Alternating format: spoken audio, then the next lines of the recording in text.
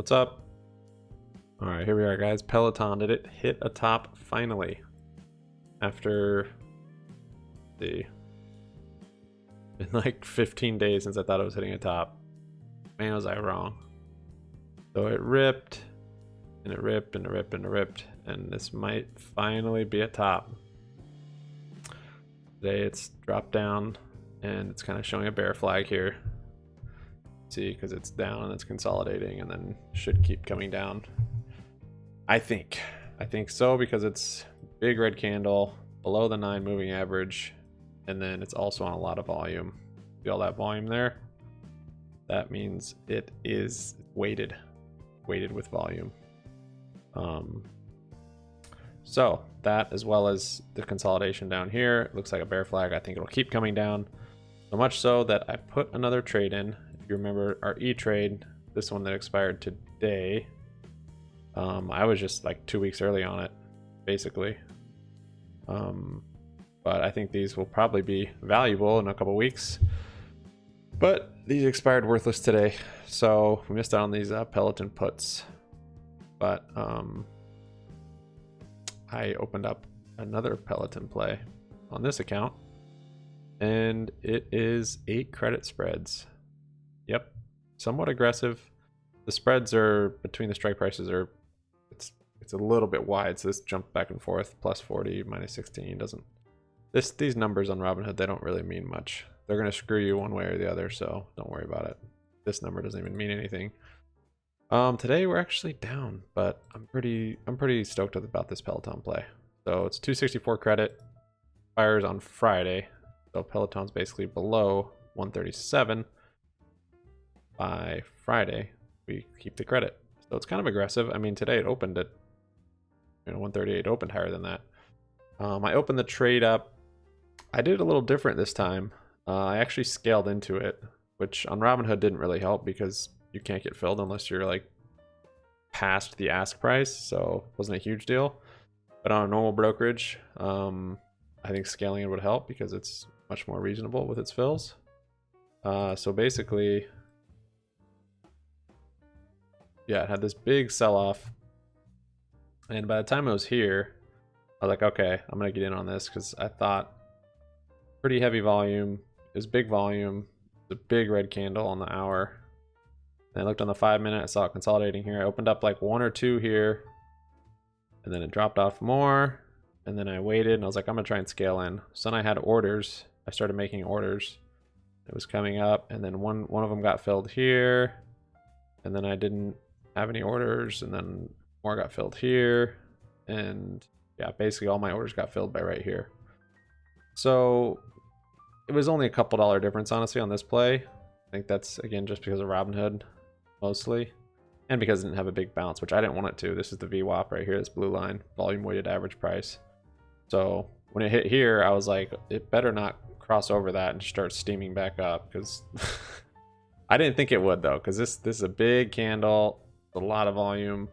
This thing is way overbought on all the charts, daily, week, even weekly. It's way over. I mean, it's just, it needs to come down. So I opened that up, I scaled into it, and yeah, it's basically about where I bought it at because of the spread and the bad fills. But we made a little money on it so far today. I think open tomorrow, or on Monday rather, I think these things will be pretty valuable, maybe $100 or more. But we'll see. So I've got 8 of them on here. Max loss is $800. And then the return on it is the credit, which the 264. So it's a lower probability play with less collateral, basically. So let's see, if it was $800 loss and then 264. So you're looking at, what is that? Like a 80% chance. Wait, no, right here, 33. So there you go. It's a 77% chance. Yes, there you go. Because the average credit's 0.33, so take that out of 100, and that's the percentage chance that it is that you will win on this trade. So basically, if you get a higher credit for the trade, then that's your chance. But that does have to do a strike price, volatility, I think, and all those things. So that's fluctuating. That's not like, you know, it can go the other way. It has to do with the trends and what's going on. But yeah, so a little lower probability, not the 99%ers I was doing on SPY a month ago where I got screwed over and didn't roll it, just closed them out. Because Robinhood exercised, and I shouldn't have rolled those anyways. I was like a month early on those calls too. But anyways, that's Peloton. Turn my little coffee jazz music up a little bit. I don't know why our account's down today, honestly. It was pretty good, and then the Peloton call credit spreads just flipped right here. They went from like positive $40 to negative, and then I think this down here at the end of today was just, I think it was Tesla selling off. Yeah, because Tesla's kind of sold off today. Lost $100 on Tesla. Solo kept selling off. Should have sold the covered call yesterday. Damn. Oh, if you notice, I have a lot more shares in here. Today I went through and picked up a couple shares. I'm starting to scale into the long-term shares. I picked up shares under my growth list and under my dividend list. I just looked at each company I have under here, and I checked kind of where it was on the RSI on a daily chart, if it was above or below 50, what its, you know, short-term future looks like, as well as long-term. These on the list I already want in the long term, so I have a good bullish long-term outlook on all of these. But I just want to look and see if it was a good entry point, and so I picked up shares on ones that looked like a good entry point. Not much. So I got 2 shares of Run. I think it's kind of at a, on this chart I can't really see what's going on, but if you look at Run on here, it had a sell-off I think yesterday or 2 days ago, pretty bad. Yeah, it had this sell-off, and then it's kind of consolidating here.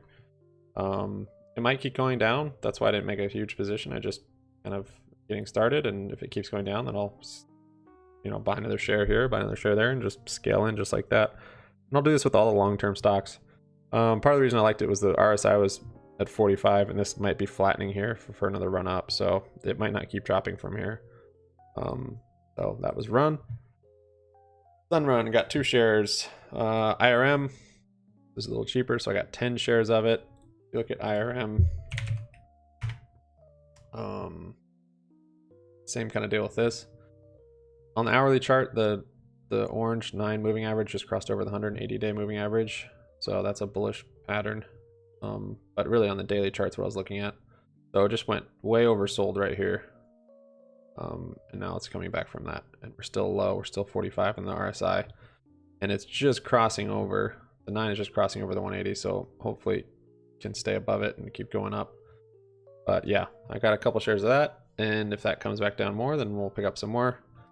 On IRM, this is a dividend one, so its growth isn't great. Been trending down the last couple years actually, just slightly, but before that it was not bad. It's somewhat flat, maybe down a little bit. But this is a good price either way. The $27. I mean, the dividend on it's pretty crazy. It's 8.9, so that's quite a lot. Probably the most I want in this account or ever. We already had. I'm trying to get out of that. AL. So I picked up Verizon today. I got 11 shares. And Verizon looks pretty good to me. On the RSI, it's 35, so it's really low on the RSI on the daily. So on the daily time frame, and then my RSI down here. So that's just because I had this big sell-off. I can't remember why that was. At the Apple event, made it rip for a bit. And it's, I don't know. I don't know the news on this. However, since it's long term, it's not a huge deal. Buy a couple here, buy a couple there. Slowly you'll have a big position.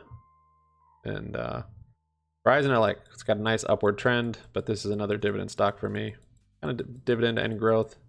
Got a lot of room to grow with 5G, and now with them on the new iPhone, seems like specifically only Verizon for now. So that's basically Verizon. Picked up 11 shares at 50, or let's see, 58.28. Then O, picked up a couple shares of O, kind of same deal. There's another dividend. On the daily, they're below 50 on the RSI. They're at 42, which I like. They are kind of just starting to cross over this 9 moving average with the 180, which is bullish. So yeah, and it's still, oh, this one is pretty crazy on growth, like just because it's been trending up a lot since what, 2018. I mean, given it was higher maybe in 2016, but since 2018 this thing is ripped up, and then COVID, so this isn't a bad price. This one I like. So I got 2 shares of that. If it comes down more, we'll average down a little bit. What else do we get for the long term? Run you saw, and then I got some KO. Show you KO. Knockout. Coca-Cola is a knockout. On the RSI, it's a little higher. It's at 52, but this did just cross over 9 with the 180 on the daily chart. So I don't know if this will come down. This is a pretty strong pattern trending up, so I think it's going to keep going. So I just got a couple shares though. We'll see if it has bad news at some point. I can pick up more cheaper than I will. But if you look back here, it's been going up since 2017. It's pretty much just been running up. And they've got, oh, I didn't even show you guys the dividend on them, but Co's got a nice dividend also, 3.25. Not huge, but it's a lot safer of a stock. What was the other one? I'm going to show you. Co's dividend, 4.56, so that's nice. And that one's growing too. And then Verizon's dividend is 4.21, so that's a pretty good dividend for this one. My outlook on it being that it's going to be running up. I just bought a couple shares, bunch of stocks, couple shares in each. Just put them in here, kind of start keeping an eye on them, and then when there's big red days, you can say today's return. If there's a big red day, it'll kind of catch my attention. I'll look at it and see if it's a good entry point to add more. Or you can look at your total return on it. If it's real red and it's a position I want a lot in, then I could add to it. Say like Rocket, if I wanted more shares of this, I'd be like, I'm way down on this. That means I could average down on my cost. Because look, 29, oh, it's 21. And then I would look at the long-term chart and see if it looks like it's a bottom, then I'd buy more. Then I'd have a lower average cost on it. So as I add to these, that's kind of how I'm going to add into them more. Just look at the total return. Rocket, I really don't want any more shares of, so that's why I haven't averaged down on that. I did once, and that was all I needed. But as these grow, and if they're negative, then I'll be able to average. AEL, I don't want more of. T, I don't want more of, so I'm waiting for these to come up, and then I'm going to sell them. I will take more AbbVie, but this isn't. I'm pretty close. I mean, I just bought into this a few days ago, so I've got plenty of time on here for this to come up. I did get a pretty large position, though. 21 shares, that's almost 9% of the portfolio. But AbbVie is pretty sick. 5.3% yield, which is pretty good for the amount of growth that this company has. And it was ex-dividend date, so I actually jumped in for the dividend on that, so I got dividend coming for that one. If you look at this growth, though, it's been pretty good. 2015, the 41, if you're thinking long-term shares, like as long as it's got a slow pattern up, if it's a dividend stock, that's great. There's a weekly chart, that's better. So it did have a big run up here. It's still staying above the 180 moving average, but it's got a good dividend too. So that's kind of my call with those. I don't need as much cash balance. I want to kind of transition into shares. With the cash balance, I'll do some credit spreads on here to try and keep the account more balanced for when the shares are going down on down days like today. And we did. The Boeing credit spread, I actually closed out of it. I spent, what was it, $4 to close out of it, but we made pretty much max gain on that. This Domino's one made max gain, 164. This is nice. Boeing was nice. And then I opened up this Peloton for next week. And then, let's see. So our Levi's, this one actually I rolled over because we were pretty far up on Levi. And I think Levi's going to start coming down now. So instead of getting exercise, I decided just to sell or just to roll over the covered call. So basically the covered call expired today for $14. It was like negative 170 something. And then I sold my shares of Levi. But instead I rolled it over to the next expiration, which is November 20th. It's a $207 credit, which basically covers the last play. So I made like $20 or something on this. And then if Levi, and then I also didn't miss out on all the gains because this was going to go back down to $14 because that was my strike price on the first call I set up. So basically I just bought myself more time. If Levi stays above $14, then I'll probably exercise it because I don't really care to have this in the long term. As far as growth, yeah, I mean, it's got room to go since COVID. There's no dividend on it yet, though. They cut the dividends and haven't returned it. It's weird that it's like it IPO'd just in 2019, which is strange to me. So with a company like Levi, it's been around for so long, I think if they IPO that late into their basically timeline, it's usually because they're going down and they want to IPO to get more capital. So that might be the kind of the case with Levi, because once it's on the public market, it can fluctuate and they can get capital from traders and investors and hedgers and everybody. So as you see, it's trending down. So I don't really want this in the long term. This was COVID right here. So, and then they cut their dividend also. So I'll be getting out of that, but I figured if it goes down, to $14, we'll be able to, this will be worth, $207 that we'll be able to keep, which is nice. And then we'll just let our shares get exercised. So that's one way to do it. I could have just let it exercise and missed out on some of the gains because it would have been capped at 14. And but my average cost was like 13.83, so it wasn't really gains. Just basically took up capital. But I was fine to hold it for another go because I think Levi, it seems like it'll probably kind of hold this range, but if it does go down, then I'll make money on it. And if it stays up here, then that's fine. I just bought time just in case it does go down. That's basically how it works. So yeah, that's pretty much it. E-Trade account. It's so hard to see what's going on here. Like I can't read it. They need to come up, update this thing. Honestly, E-Trade. Yeah. Delta Airlines. I don't know. It's not gone down enough, I guess. Same with Bank of America. It had a huge drop, but only nothing. I think these are just too far out of the money, maybe. I don't know. Gap kind of had a sell-off today, but it's negative 144%. That's impossible. The SPY play, we'll see if it starts picking up steam on the red side. That will get valuable. And what did I say? SPY was gonna be green today, and I was almost right. It was red by 0.05% just in the last minute. Literally, it was green until right here. So yeah, I was wrong. This was just kind of a, I don't know, what is this, a dead cat bounce they call it? Not really, because that's not a huge downtrend. Kind of a consolidation. Maybe we might be in this range now. And then coming down. Let's see what it looks like on daily. Yeah, we're just kind of cruising in this range. All right, well, hopefully you guys had a good weekend. Don't stress about the market. Don't do anything risky or irrational. And thanks for watching, guys.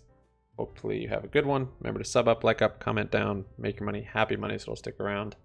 And we will see you on Monday. Although I might do how-to video this weekend. Let me know in the comments what you want me to explain as far as options or rolling over or anything like that. And maybe I'll do a video on it. Thanks, guys. All right, bye.